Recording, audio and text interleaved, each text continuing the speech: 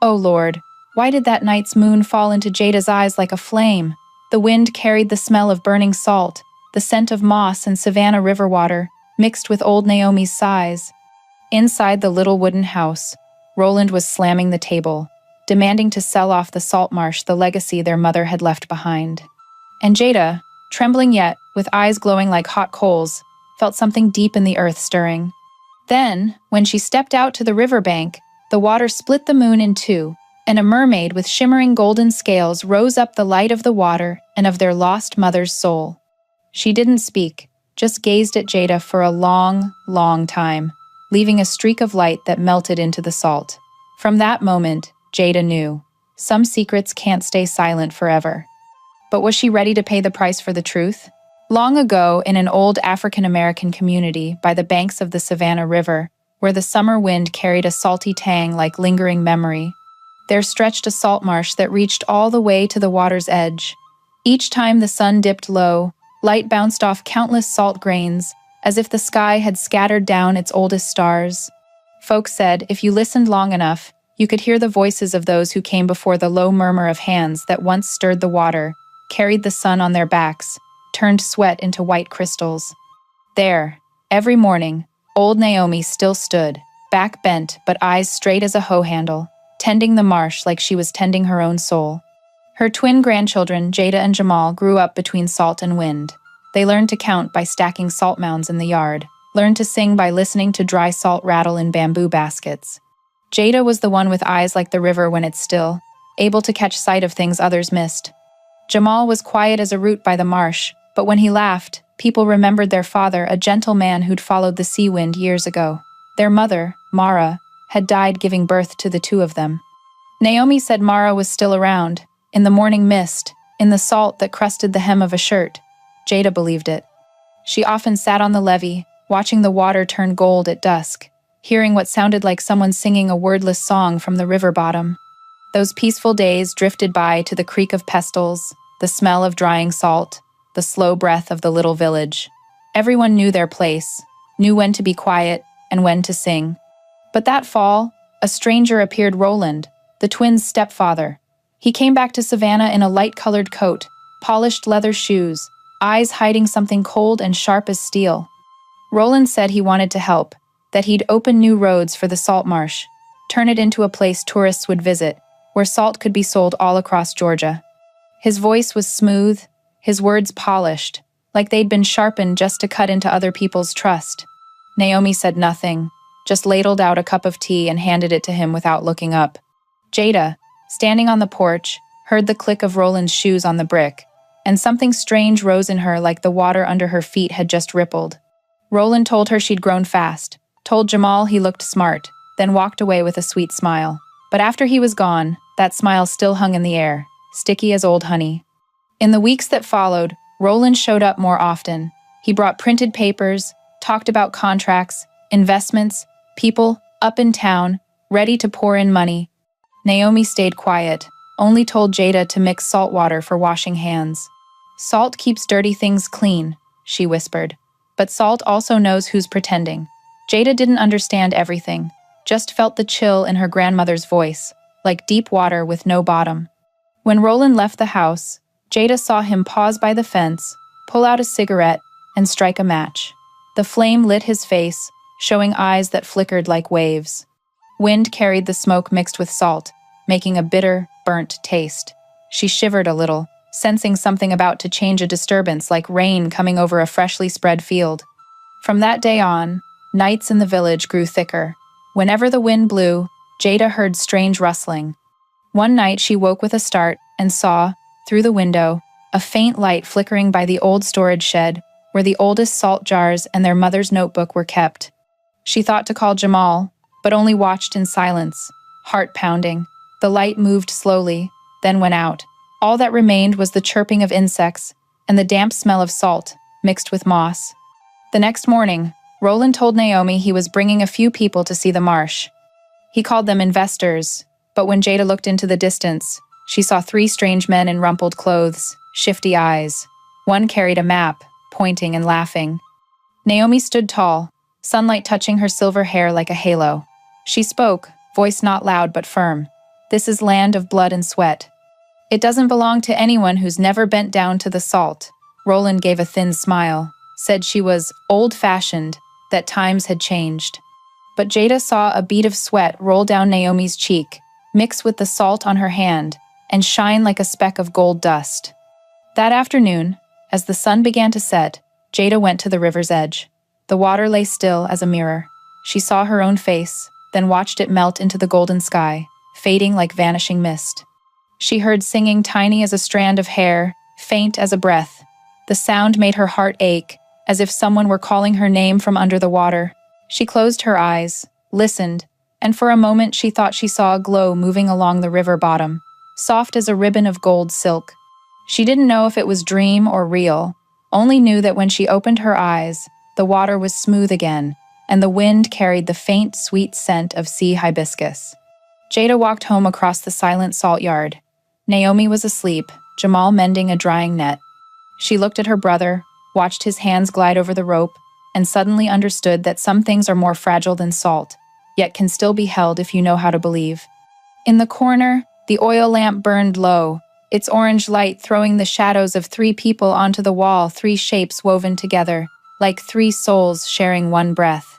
Out there, Savannah kept breathing, the river kept flowing, carrying the old stories of black folks who'd carried salt through centuries, who'd held this land with their very skin and sweat. And in the night, Jada still heard that distant song, hazy yet stubborn, as if the water were speaking to her in a language only those who carry salt in their hearts can understand. And before we continue the main story, don't forget to subscribe to the channel and like the video. Oh, and please leave a comment below telling us where you're watching from. We're always happy to know. Mornings in Savannah always began with the wind sweeping across the salt marsh, like an invisible hand turning the pages of memory. Thin sunlight fell over the drying beds, drawing bright lines across the ground.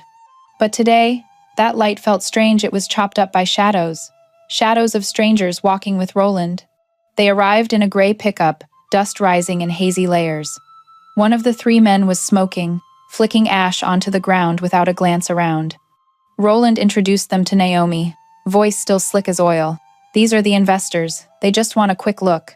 But his eyes slid away, refusing to meet the quiet stare of the old woman. Jada and Jamal stood by the fence. She watched the men laugh and talk, pointing at the salt beds like they were pricing them. One bent down, scooped up a handful of white salt, sniffed it, then spat. "Too salty," he said, and they all laughed. That laugh was sharp as metal. The salt marsh where generations had bent low, singing softly every dawn, now rang with strangers' laughter. In that laughter, Jada felt something violated. Naomi stayed silent. She leaned on her cane, looked down at her feet, then up. "You know," she said, voice rough from wind and years, "every grain of salt here has a name. Not a person's name, but the name of the work. When someone takes salt to sell, they carry the breath of their ancestors with it." One of the 3 smirked, but Roland cut in fast, saying she was getting on in years. Shouldn't work so hard. He promised to take care of her if she'd just sign the papers. Naomi only looked at him, eyes still as the river in dry season. The day dragged heavy. When the strangers left, leaving trails of dust and cigarette smoke, Roland stayed behind. He sat on the porch, eyes half closed, turning a silver ring on his finger. "You know, Jada," he said without looking at her, "the world's different now. Salt won't feed anybody. This land can be traded for money, money that'll make life easier for everyone." Jada didn't answer. She heard salt crunch under her feet, small but loud, like a protest. Night came, and rain poured down. Drops hammered the tin roof, running in streams through the door cracks. Naomi coughed in her room. Jada brought a warm cloth, wiped her grandmother's forehead, heard her muttering in her sleep, "Salt. Keep the promise. Don't let it all dissolve." She held her hand, heart tightening. Outside, thunder rolled far off, like someone beating a drum under the river. Jamal came back from the market, shirt soaked, carrying a bundle of herbs. He set it on the table, silent. Only the oil lamp flickered. After a while, Jada heard something behind the house. The iron door of the storage shed rattled, then stopped. She stepped onto the porch, careful. Wind carried the smell of wet tobacco, Roland's smell. When she got closer, his shadow vanished into the dark. Next morning, the salt shed lock was broken. The door hung ajar, lids off several jars. Jada checked and found a wet smear on the table, like someone had just washed their hands. In the corner, a crumpled sheet copy of a land transfer paper. Naomi's name printed clear, but the signature below was a sloppy fake scribble. Jada held the paper, hand shaking but not tearing it. She showed Jamal. He bit his lip, whispered, "We keep this quiet. If Grandma finds out, she'll get sicker." The twins hid the paper inside their mother's old Bible, in the nightstand drawer. The marsh still gleamed white, still sparkled, but now it carried a different breath, the breath of worry. That afternoon, Roland came back, acting like nothing happened. He brought liquor, said he just wanted to chat. Naomi was too tired to come out. He sat with the twins, told stories of big cities, bright lights, buildings tall as the sky. "One day, you two will leave this place," he said, "and see how big the world really is." Jada only stared down, fingers tapping the table, counting each drop of liquor that fell. After he left, she went to the riverbank. The water looked murky, reflecting the sunset like burned copper. She sat, dipped her hand in. The river was cool, bottomless, hiding something. Suddenly, in the middle of the water, a golden flash. This time it wasn't imagination. A single fish scale, glittering, real enough to see the tiny ridges on its surface. She picked it up. It felt smooth as silk and warm as skin. She heard a tiny sound like singing mixed with the waves. In that melody was something gentle yet stubborn, like a promise. Jada slipped the golden scale into her pocket. She told no one. That night she dreamed the salt marsh lay bathed in moonlight, and on the water the golden-scaled mermaid rose, singing in an ancient tongue. Her voice touched the sky, fell onto every dissolving grain of salt. Each grain lit up like a star. She reached out, pointed toward the salt shed, then vanished. Next morning, Jada woke with the smell of salt in her hair and the feel of cold water still on her skin. She knew the mermaid was no dream. It was her mother's memory, the soul of the water warning her. And maybe she was the keeper of the ancestors' promise that the truth will never be sold. Jada stepped onto the porch. The salt marsh lay quiet, only wind sweeping the ground. Naomi sat there, eyes on the river. "You see," she said softly, "when the water changes color, someone's talking to it. But only honest folks can hear." Jada looked at her, eyes catching the gold of the sun, and deep inside, a current began to flow stronger than ever before. Noon in Savannah steamed like a sealed copper pot. The air hung thick, heavy with mud and salt. The ground under Jada's feet seemed ready to evaporate. She stood in the middle of the marsh, staring at the horizon. Black clouds were gathering, rolling like thick smoke, signaling a storm that wasn't just weather. Everything fell eerily still. The herons that usually called loud and clear had all flown off, leaving a shaky emptiness between wind and water. Inside Jada, a feeling she couldn't name, half fear, half push, kept rising. Ever since she'd picked up that golden scale from the river, the world had shifted. The water looked deeper, light broke into strange ripples, and sometimes, walking past the bank, she could hear someone calling her name in the wind. Some nights she dreamed the salt marsh turned into ocean, the long rows of jars becoming white waves. In the middle of that sea, the golden-scaled mermaid swam in circles, eyes bright as two stars. She never spoke, only looked at Jada like she was trying to remind her of something. The rain came that afternoon, first just a few fat drops on the clay tiles, then it poured like someone had flung open the gates of heaven. Rain hammered the ground, hammered the salt, making a sharp patter like beads spilling across a drum. Jada yanked tarps over baskets, still waiting to be gathered, but water rushed too fast. She had to run for the old shed. Inside it was pitch black, the smell of wet wood mixed with years-old salt, thick as the earth's own breath. In a flash of lightning, she saw a streak of light slide across the wall, not lightning, but soft gold, hazy like the breath of living metal. It glided past and vanished. She held her breath, reached out, felt her skin tingle. A drop fell from the roof onto her hand. When she looked close, it wasn't ordinary rainwater. It sparkled, as if dusted with gold. She touched it to her lips, salty, bitter, deep and warm like the blood of the sea. Outside, wind screamed, pulling the sound of rising river water with it. Jamal came running, calling her name from far off, but the wind swallowed the sound. Jada pushed the door open. Wind and rain slammed in, nearly knocking her down. She saw Jamal at the edge of the marsh, hand shielding his face, clothes soaked through. They looked at each other, no words needed. Between lightning flashes, Roland appeared from the direction of the house, stumbling. He didn't cover himself from the rain, just charged toward the salt shed. In his hand, a leather bag, wet and heavy. Jada knew he was hunting something. He dropped to his knees, overturning jars, smashing old ones. White salt exploded into the air like dry rain. "No!" Jada tried to shout, but thunder drowned her. He didn't hear. Wind flung the door wide, a sheet of water poured in. In that flood, the golden light appeared again, clearer now, alive. It wasn't just a streak anymore. It was the shape of the golden-scaled mermaid, half her body rising in the rushing rainwater. Light from her body bounced off the walls, making the remaining jars burst into blazing gold.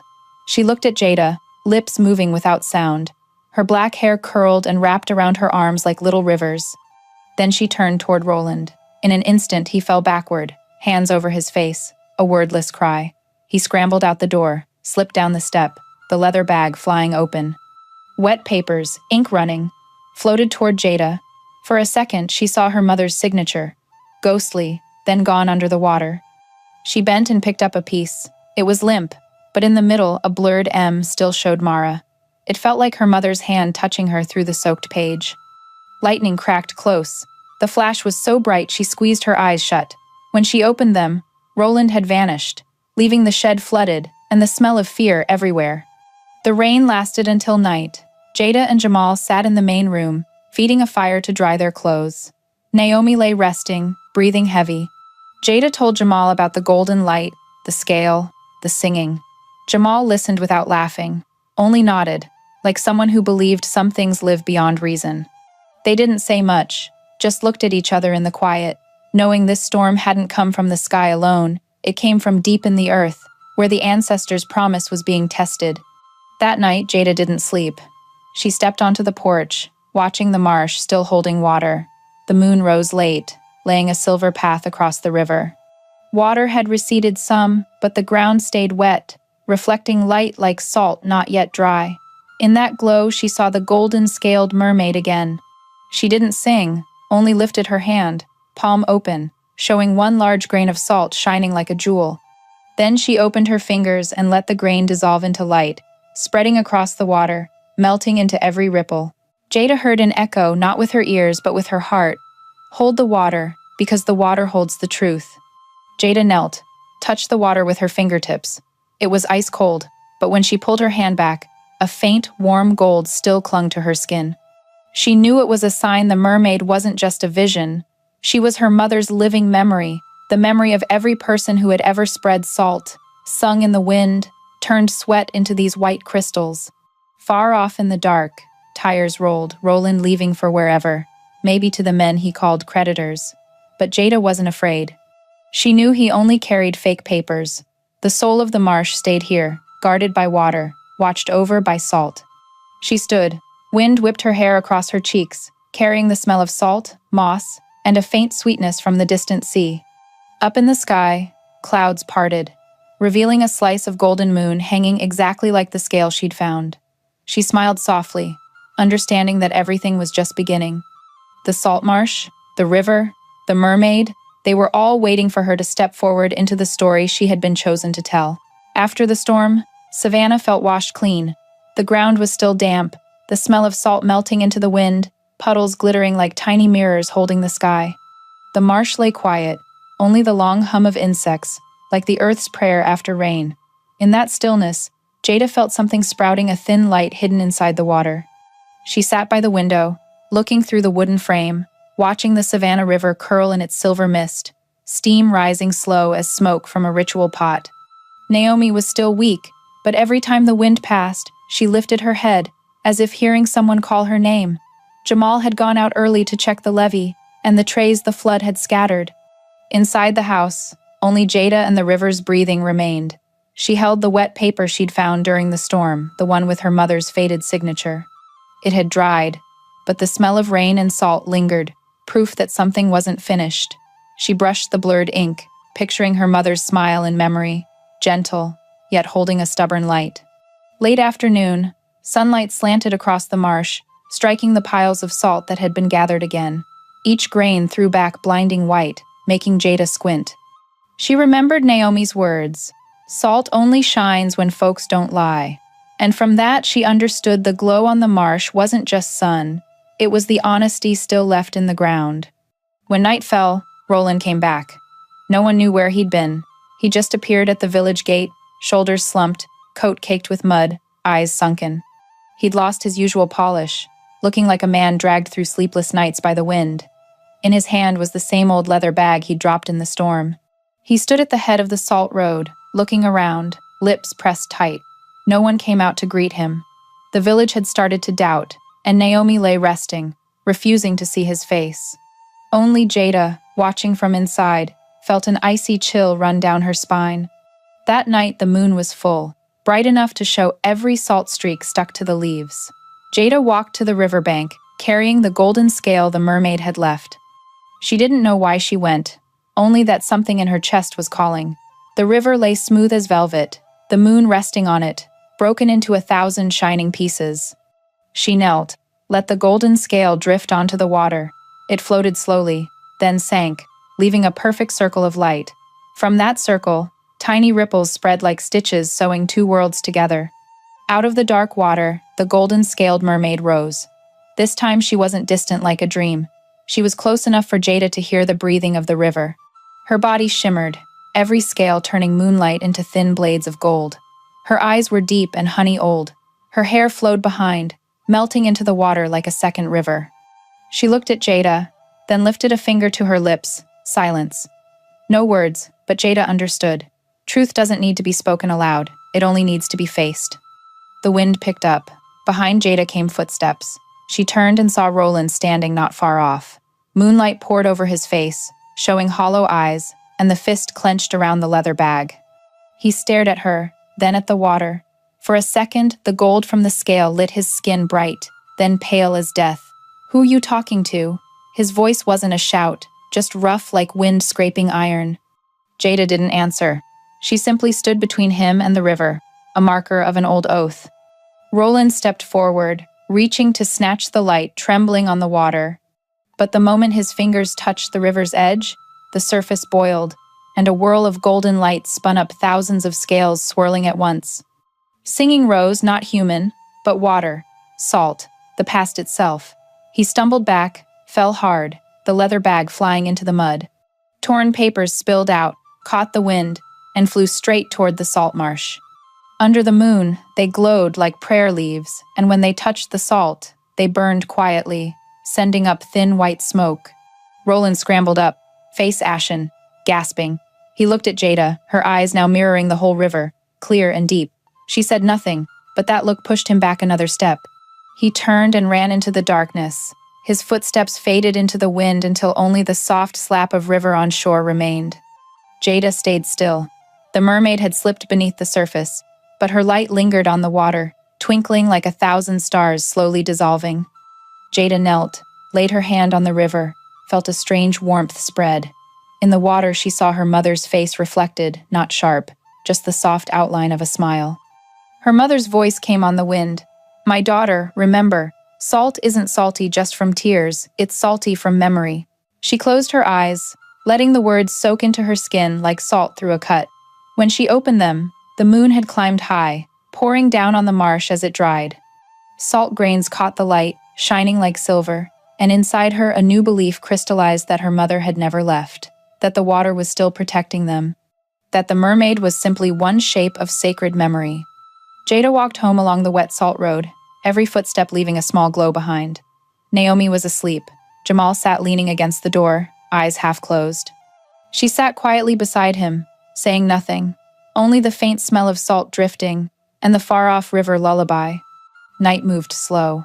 Out there the water receded, leaving winding lines of light along the bank golden scales the waves had carried, glinting in the moon like a goodbye wave. Jada smiled softly, whispered, "I heard you, Mama." And now, dear viewers, please pause for a moment to hit that subscribe button before we continue the main story, but only if you truly feel what I'm sharing here.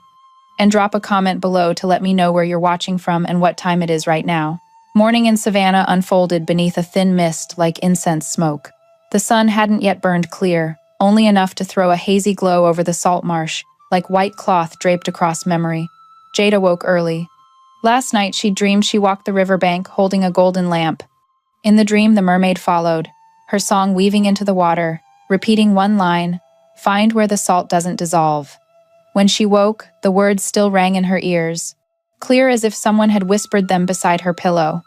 She stepped outside, breathing deep the morning scent.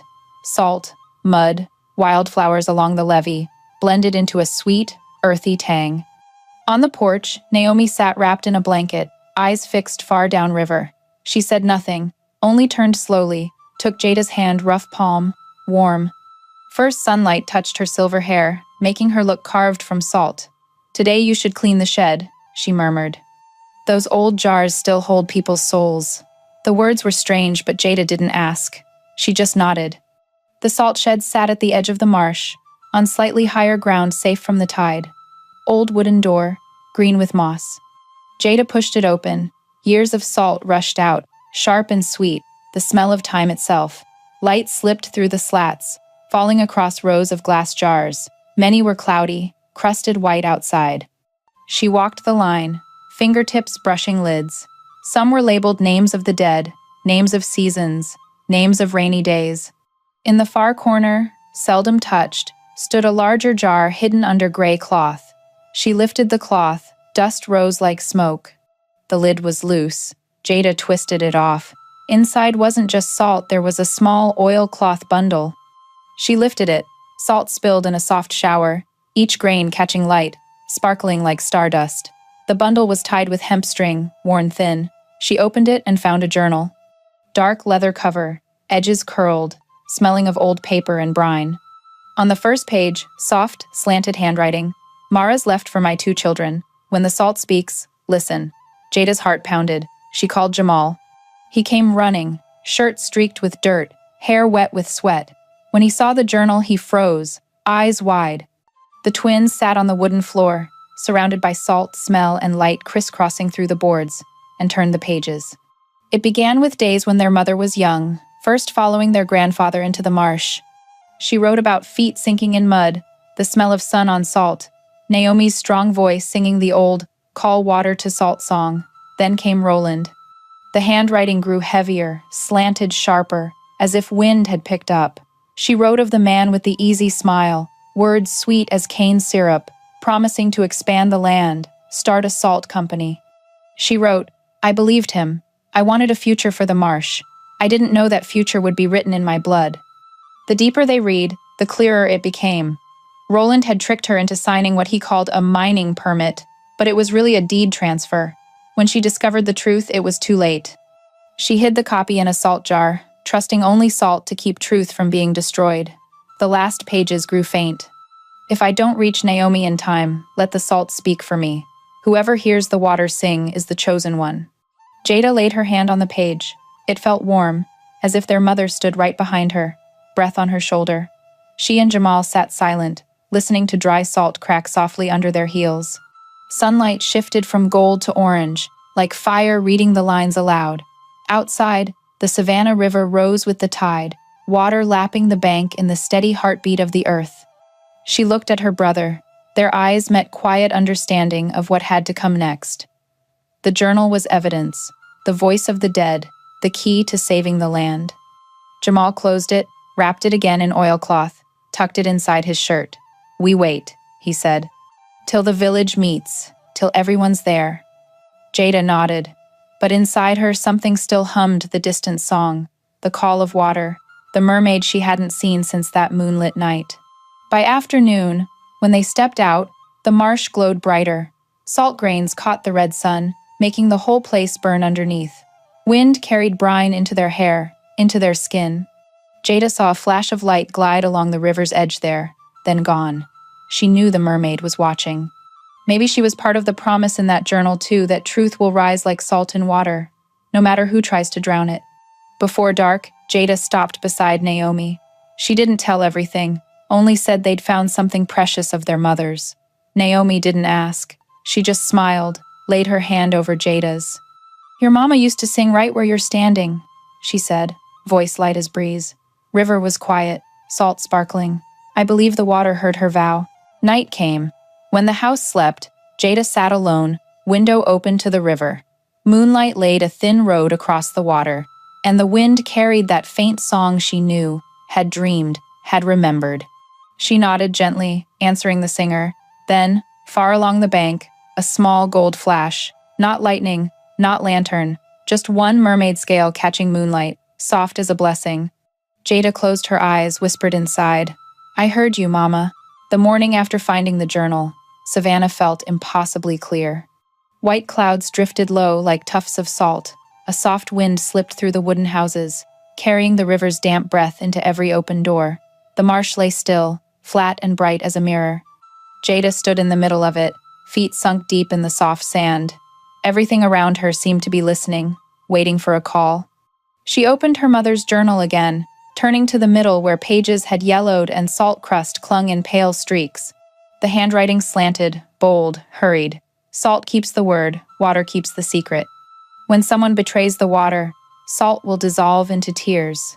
Jada read it over and over, each letter carving into her skin. The words seemed to move under the light, as if the writer were still there, whispering from another world. Jamal came and stood beside her, quiet. Wind lifted the page edges. He bent his head, reading softly the next lines. The vow is hidden in the heart of the water. Every season, the salt keeper must sing, to call the names of souls who labored, so the river remembers and protects. If the song is forgotten, the water will rage, and salt will fall like rain. Jamal looked at his sister. They both understood. This vow was more than ritual. It was a sacred pact between people and nature, between the dead and the living. Jada remembered Naomi singing at twilight, voice rough but warm, stretching into the steady rhythm of oars. As a child, she'd thought it habit. Now she knew it was how Naomi kept the water from forgetting. Naomi still performed the salt rite, even when others had stopped believing. That noon, Jada and Jamal walked to the riverbank. The tide had pulled back, exposing black mud that gleamed. She sat, opened the journal, and read aloud the unfinished chapter's final lines. I hear the water singing on moonlit nights. The water says, let me hold everything you fear losing. Do not let lies touch the salt, for salt will remember and give it back. She looked up at the slow-moving river, noonlight flashing like thousands of golden scales. Deep below, she thought she heard something low, resonant, the golden-scaled mermaid song blending with the mist, vibrating through the earth. Afternoon arrived. Clouds gathered, sky turning deep gold. Naomi woke from a long sleep and called the twins to her bedside. Her voice was faint but clear as wind through a flute.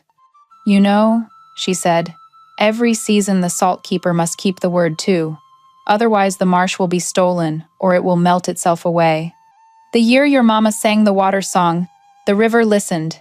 That's why, when Roland came, the river rose in anger. She coughed, but a smile lit her face. I believe the water will choose the next keeper. Maybe Jada.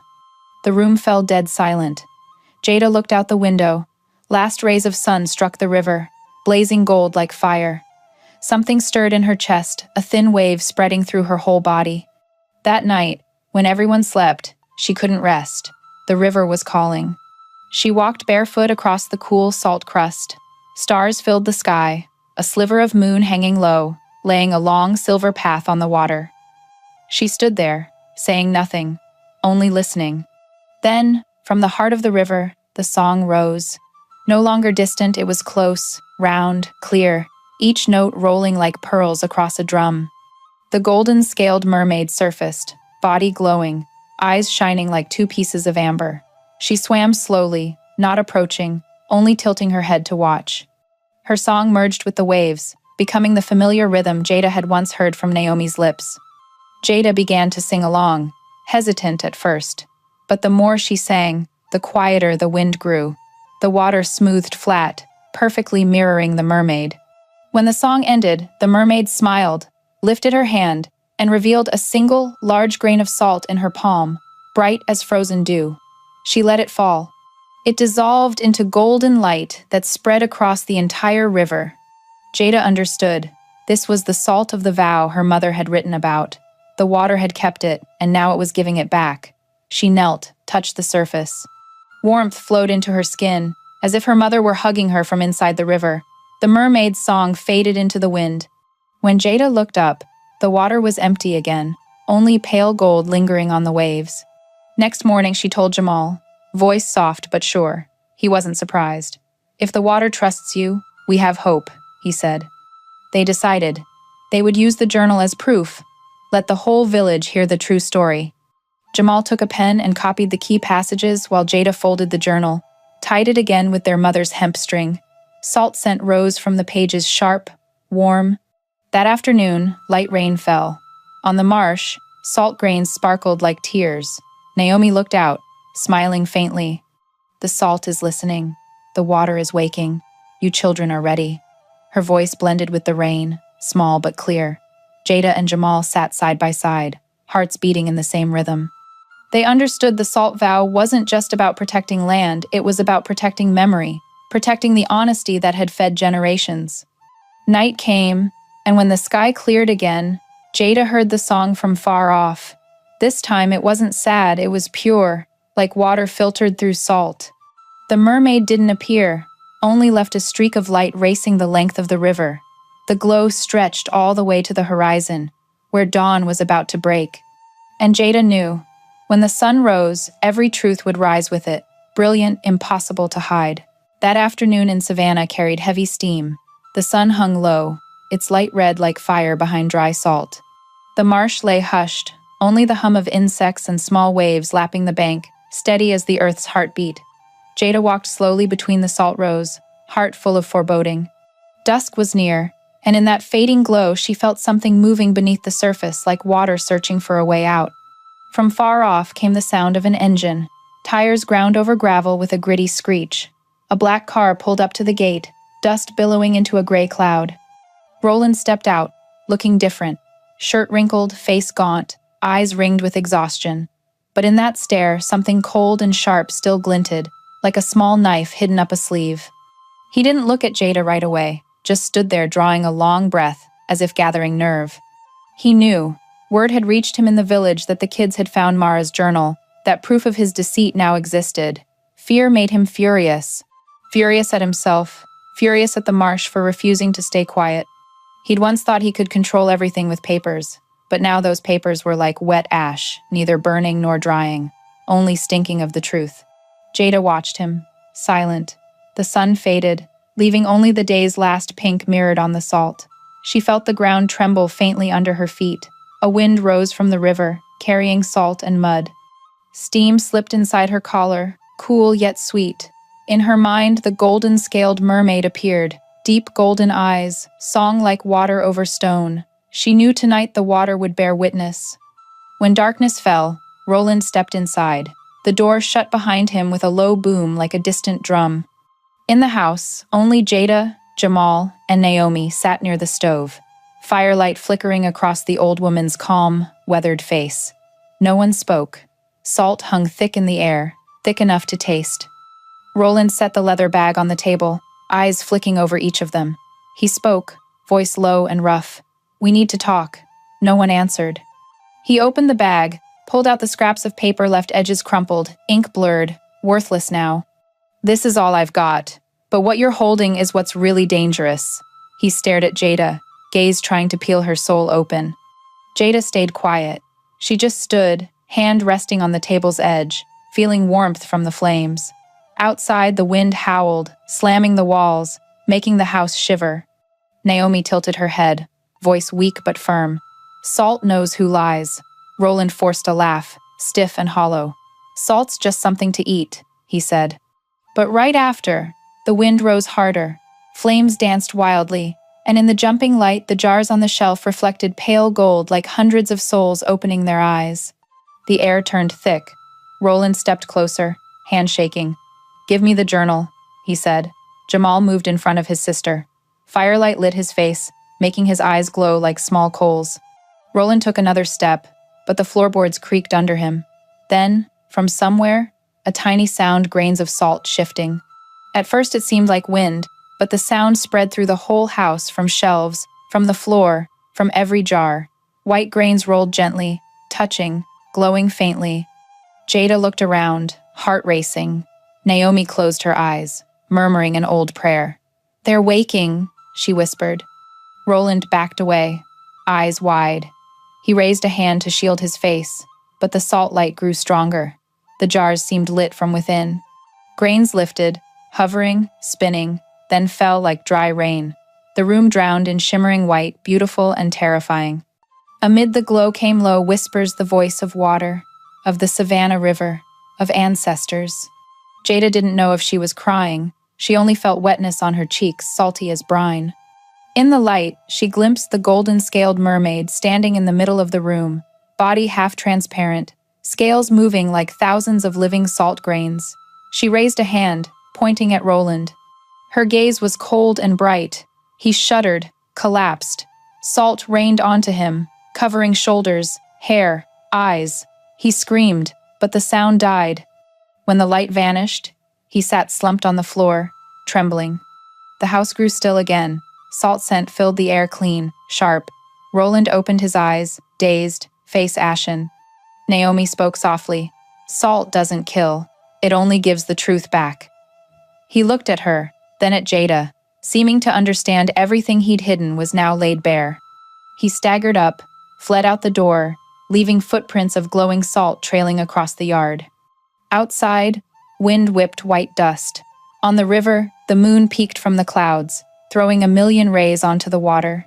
Water and salt met, melted into each other, like two old halves of a soul finding their way home. Jada stood on the threshold, breathing deep, tasting metal, sea, and somewhere far off the mermaid's song, not sad, not angry, only testifying, "The truth has risen." Jamal stepped beside her, still clutching the journal. The twins stood together, watching Roland's shape disappear into the trees. Behind them, the marsh began to shine, each drying bed reflecting moonlight like tiny mirrors. She knew tonight the marsh was rejoicing, and deep in the water, their mother was smiling. All right, my dear viewers, if you're watching and finding this story gripping, drop a 1-inch the comments or just say, "I'm still here," so we can keep listening together. The morning after the confrontation, Savannah woke in strange light. Mist drifted low over the salt marsh, glittering like silver. After last night's reckoning, everything seemed hushed, as if earth and sky were waiting to see what people would do next. Jada rose to the smell of salt and Naomi's cook-fire smoke. Far-off roosters called. River water tapped the bank like a drum summoning ceremony. No one spoke of the night before, but every pair of eyes held the same thought. The truth had to be told, not just in this house, but to the whole village. Jada held her mother's journal. The leather cover was dry now, stitching frayed, but it still carried the scent of brine. She brushed it gently, as if touching Mara's breath. Inside, Jamal was brewing tea for their grandmother. Naomi sat by the door, hands trembling, eyes bright. "It's time," she whispered. "The salt has told its part, the rest is yours." Those words left Jada no room to step back. When the sun climbed, the twins walked the road into the village. Salt marsh stretched on both sides, every grain catching light, blazing like sacred stones. Wind carried the tang of heritage. Along the way, villagers saw them and greeted in silence. Some eyes curious, some grateful, some worried. Rumors had spread that Roland had been punished by salt, that river spirits had appeared. But Jada paid no mind to gossip. She knew sacred things sometimes had to be spoken aloud by human mouths. They reached the community yard, an old wooden shelter where generations had sung the water-calling rites. Now wind rattled dry leaves across the ground. Jada and Jamal laid the journal on the wooden table in the center. When the first drumbeat sounded, people gathered in quiet clusters. Naomi was helped forward and seated in the front row. Sunlight filtered through the trees, silver halo on her hair. Jada stood. She wasn't loud, wasn't shaking. Her voice was soft but steady, like water striking stone. "We have something to say," she began. Then she told it all. From the journal's first pages, her mother's love for the marsh, the promise to the water, Roland's deceit, the swapped papers, and finally the night the water rose to claim the truth. As she read, wind lifted off the river and swept into the yard. Everyone held their breath. Light danced on salt grains, clinging to hair and clothes, turning the whole space golden. Jamal opened the last pages and read their mother's trembling lines. "If you are reading this, let the whole village hear. Never let one person hold the truth alone. Truth must be shared, like salt shared with the sea. A strong gust swept through. The wind no longer sounded like ordinary wind, it carried the echo of water, of hundreds of voices joined. Naomi closed her eyes and smiled. "They're listening," she said. From the back row, an old man rose. He had worked beside Jada's father, face carved deep by salt, voice rough. "I remember," he said. "Roland came saying this land was worthless. But if your mama wrote it that way, then the salt has spoken for her. I believe the salt." His words were a spark. Eyes met eyes. A woman called out, "This marsh belongs to us. No one sells it." Voices rose, blending with the wind into one thick, powerful sound. Jada's legs trembled not from fear, but from feeling. She glanced at Jamal. Quiet pride shone in his eyes. The twins bowed their heads to the village, as if bowing to the marsh itself. From somewhere, a drum answered. No one knew who struck it, but its rhythm matched the river's pulse. Together the people shouted, then sang the short verse of the old rite, the song Naomi had sung years ago to keep the water from leaving. In that moment, Roland appeared at the edge of the yard, clothes dirty, face hollow. He stopped, taking in the crowd, the light, the jars of salt placed in the center, the journal lying open. He understood there was no way back. As he walked closer, people parted, making a path. No one spoke. Jada wasn't afraid. She only looked at him, eyes calm as the river's surface. He opened his mouth, but his lips shook. A single grain of salt fell from his hair, vanishing between his trembling fingers. He turned and walked away, silent. No one chased him, but every gaze followed like wind pushing the last cloud away. When he disappeared, waves suddenly rose, striking the bank 3 times like water knocking at the door. The village walked to the river's edge and formed a circle. Naomi began to sing. Her voice was frail but pure, ancient notes carrying salt and wind. Jada and Jamal joined. Soon the whole village sang, voices reaching the water, making ripples as if someone beneath were smiling. In the waves, the golden-scaled mermaid appeared once more. Just a flash, but everyone near the bank saw the gold reflected on the surface. She didn't rise fully, only tilted forward, scales blazing, eyes sparkling like the day's last 2 stars. She raised a hand, and in that instant every grain of salt along the shore flared bright like 1,000 tiny candles lit at once. When the song ended, the wind stilled. The river lay quiet, only the earth breathing. Naomi whispered, "The salt has heard, the ancestors have heard." Jada looked at her hand where the mermaid had once touched and saw a faint golden trace still lingering, dim but unquenched.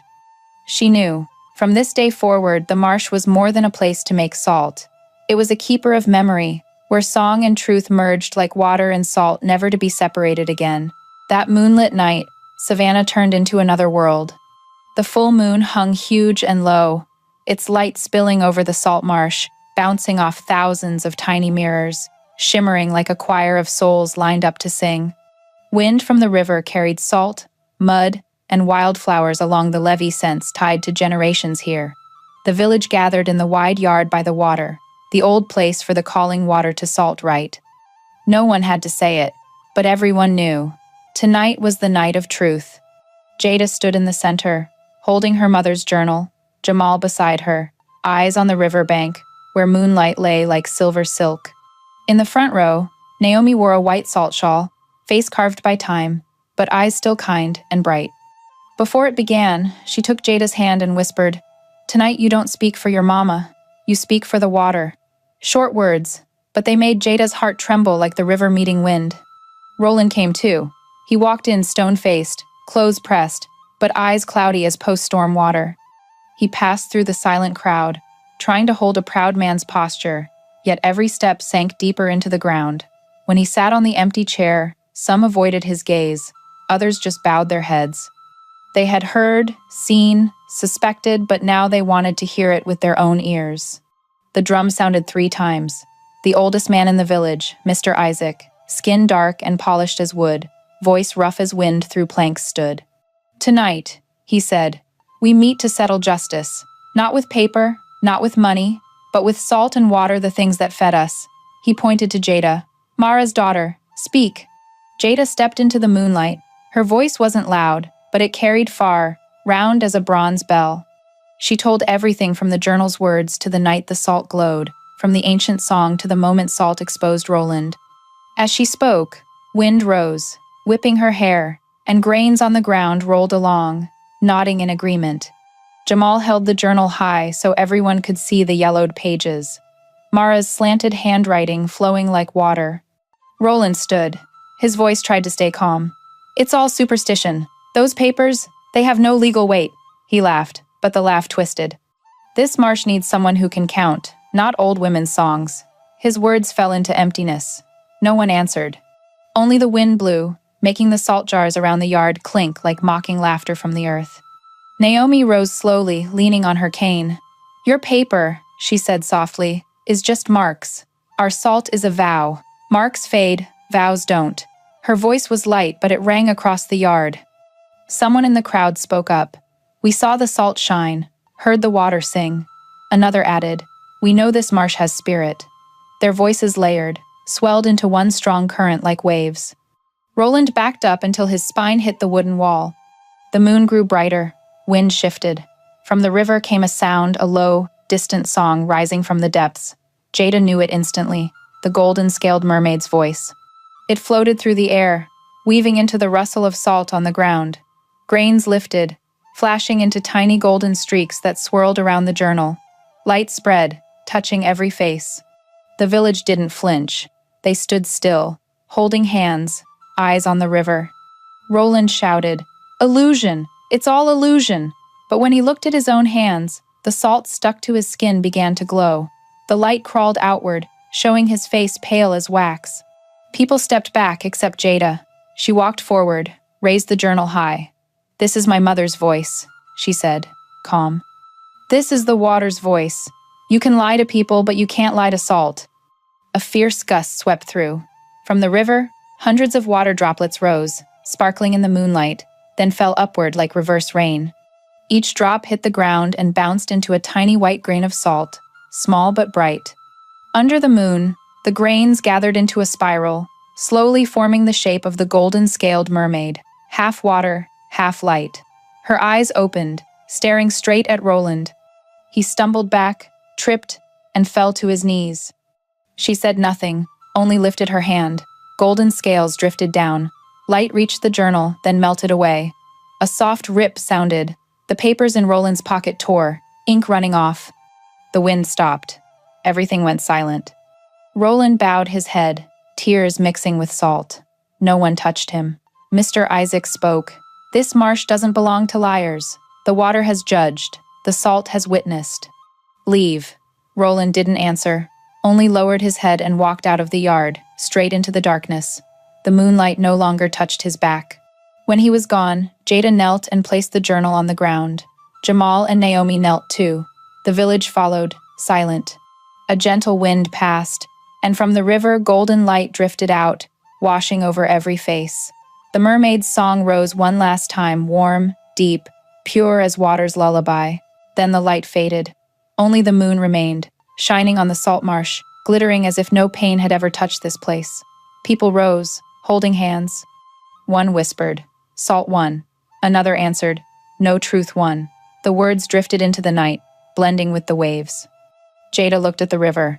In the moonlight, she saw the last golden scale fall into the water and vanish like a smile. The river lay still, but she knew. The mermaid was still there, guarding the salt vow, guarding the justice of the Savannah River. The morning after, Savannah felt warmer than usual. Sunlight poured down like honey through the air, spreading over the drying salt beds, turning the ground into one vast mirror. After the moonlit night of truth, no one spoke much. Villagers returned to familiar tasks, but every movement carried new ease. Wind brought a clean scent, the smell of water purified. Jada stepped outside, bare feet sinking into fine sand, breathing deep the morning air. She saw Jamal far off, restacking trays scattered by the storm. His arms gleamed under the sun, strong like a grown man's. On the porch, Naomi sat with the white salt shawl across her lap, eyes gazing far toward the river. In the light, she looked like a statue carved from crystal sparkling, still. The village had changed. Those who once doubted now came to help. They brought timber, repaired collapsed racks. Children laughed loud, chasing each other along sandy paths. An old woman sprinkled water across her yard, murmuring, "For white salt, for gentle water." Everywhere people spoke of the moonlit night, the night salt sang. Water glowed. Ancestors returned to keep the vow. Jada stood watching, heart full of gratitude. She felt her mother's breath all around in every gust, every shining grain. She remembered the golden-scaled mermaid's song, eyes deep as river bottom, and understood the mermaid hadn't come only to warn, she had come to bridge two worlds, the living and memory. At noon, Jada and Jamal walked to the river. The Savannah lay flat and clear, stones visible far below. They followed the water's edge where waves left thin white salt lines. Jada stopped, picked up a small golden scale lying in the sand.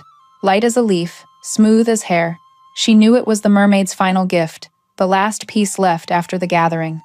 Gold flashed in her eyes, bright as sacred memory. She whispered, not sure to whom, "I did it, Mama."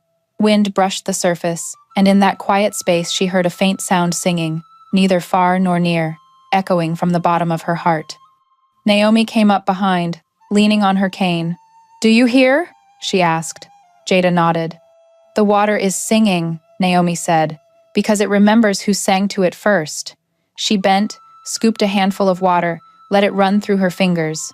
Every generation must sing the old song again, but each time it carries a new voice. Yours.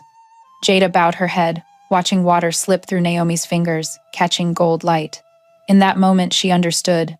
Salt isn't just work or property. Salt is memory, crystallized tears, sun, and vows of the dead woven together. Keeping salt means keeping memory. That afternoon, the whole village gathered in the marsh for the new season salt rite. Trays were filled with water, mirroring the blazing sky. Naomi began the song, voice frail but pure, slow and steady. Jamal joined, then Jada. Soon the village sang together. The sound spread, touched the river, made gentle waves. As the song reached its close, wind rose strong. The water turned pale gold. Streaks of light raced along the river, bright as fire beneath the surface.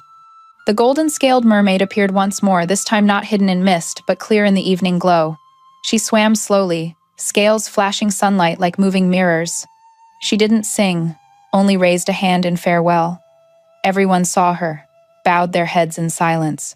Jada watched her a long time. Between them, no distance remained. She understood the mermaid was the soul of the water, the soul of their mother, of every woman who had ever guarded this marsh. The mermaid tilted her head, eyes shining with joy, then dissolved into hundreds of sparks that melted into the river. When the sun set, the marsh caught the twilight, blazing like a red silk ribbon. Wind from the distant sea brought warmth, tingling skin like a touch. Naomi sat in the middle of the field, watching her grandchildren, lips moving in silent prayer. "Mara can rest," she said. "Salt kept the water, and water kept the people." Jada smiled. A deep quiet spread inside her.